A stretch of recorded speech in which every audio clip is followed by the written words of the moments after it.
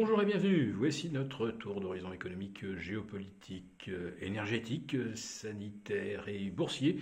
Nous sommes le mardi 4 octobre et pour comprendre comment tourne la planète finance, c'est sur la bourse au quotidien et nulle part ailleurs. Et l'épisode du jour s'intitulera « Allez, un petit missile pour se changer les idées ». Oui, vous avez vu ma tenue, je n'ai pas mis de col roulé, mais juste une chemise de bûcheron en coton double épaisseur, oui, car je vais sortir ma tronçonneuse à fake news. Mais avant d'aborder l'euphorie des marchés sur de faux espoirs, je commence avec cette alerte au missile nord-coréen qui a donné lieu pour la première fois à la télévision japonaise et sur toutes les applis Internet, qui a donné lieu à un appel à la population japonaise de gagner l'abri le plus proche, ne sachant pas où ce missile risquait de tomber. Alors, il y en a déjà des dizaines qui ont survolé le Japon, tiré par Pyongyang pour provoquer les Américains. Naturellement, on se demande d'ailleurs parfois si la Chine n'est pas un petit peu derrière, mais oups, ça serait un peu complotiste de le prétendre. Donc c'était juste une petite note d'humour. Les Japonais donc ont reçu cette alerte qui, c'est vrai, a surpris pas mal de monde. Bon, ça n'a pas vraiment intimidé Tokyo qui a quand même gagné 3%. Donc voilà. On se rassure. Oui, 3% de hausse aujourd'hui et même 3,6 à Paris, avec un CAC 40 qui a fait une incursion au-delà des 6000 points. Alors dès vendredi, souvenez-vous que j'anticipais un rebond des marchés. De là à prévoir 6% de hausse en l'espace de 48 heures, là j'aurais peut-être pas osé. Néanmoins, on vient de passer de 5650 à 6006 points. Donc oui, le compte est bon, ça fait plus 6% en 48 heures. Alors quand ça rebondit aussi vite, aussi fort, ça a toutes les caractéristiques d'un bear market repli, un bear market rallye.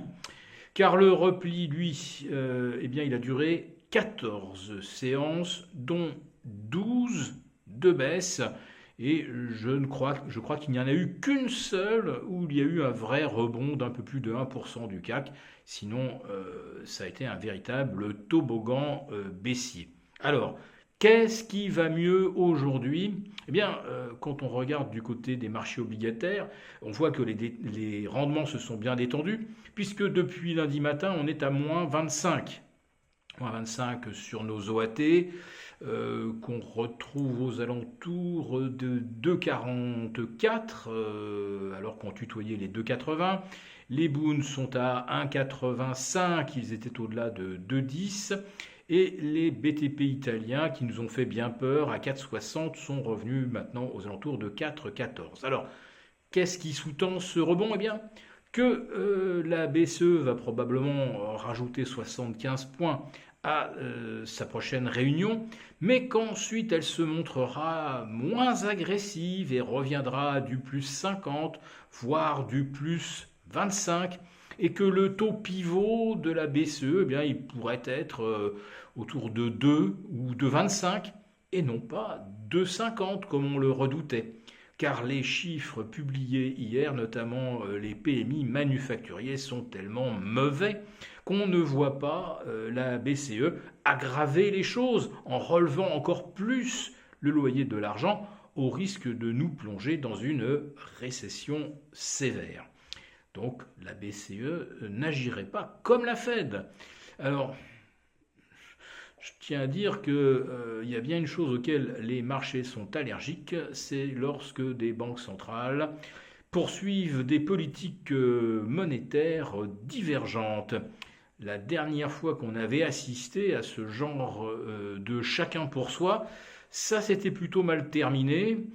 Un exemple demeuré célèbre, c'était octobre 1987, avec la Fed qui avait laissé filer les déficits et puis qui d'un seul coup s'était dit qu'il fallait resserrer les taux après avoir complètement divergé de la politique monétaire qui était pratiquée en Europe.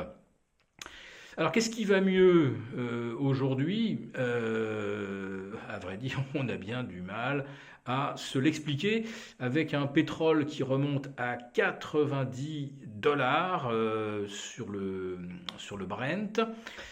Ça fait donc un peu plus de 12% repris. Avec l'OPEP qui devrait réduire de 1 million de barils le jour sa production pétrolière. Alors ça ne va évidemment pas arranger nos affaires, ça renforce les perspectives inflationnistes et on découvre que en France, certaines communes, pour renouveler leur contrat énergétique, se voient proposer du mégawatt à 1000 euros contre 60 l'année dernière et même à 3000 aux heures de pointe. Alors là, si on ne prend pas en compte ce genre de signal et qu'on continue de payer le CAC à 6000 comme si de rien n'était, c'est que vraiment, on se laisse distraire par les missiles. Parce que ces histoires de coûts énergétiques, ça c'est vraiment un missile atomique pointé sur nos entreprises, nos PME et nos communes, c'est-à-dire en fait sur la tête de chaque Français. Si cette vidéo vous a plu, n'hésitez pas à nous mettre un pouce. Rendez-vous demain avec nos abonnés désaffranchis pour un live qui va déchirer.